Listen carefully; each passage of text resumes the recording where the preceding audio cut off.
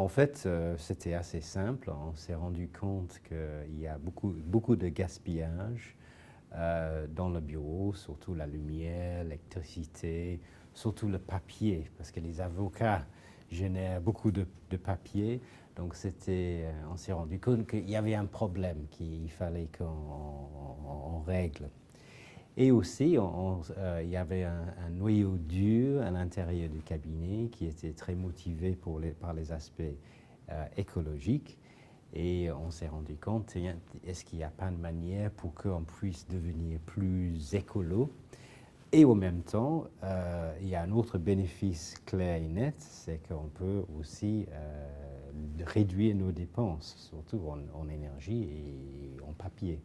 Donc en fait, il y avait deux motivations. Le premier, c'était purement écolo, mais il y avait aussi un aspect économique.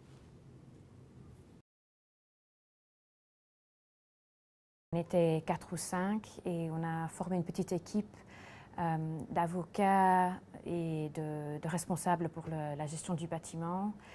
Et petit à petit, on a mis la chose en marche, mais on s'est vite rendu compte qu'on peut, avec toute la motivation, on ne peut pas tout faire sans avoir l'implication de tout le bureau. Donc on a essayé de leur expliquer un petit peu le processus et de l'importance de cela. Bien sûr, dans un bureau, dans n'importe quel bureau, on a des cyniques.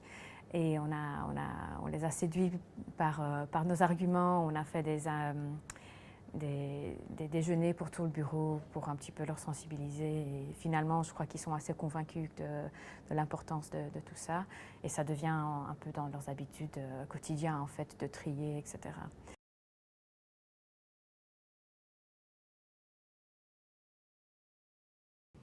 Bon, la première mesure qui était assez facile à implémenter ou transposer, c'était de réduire l'utilisation de papier.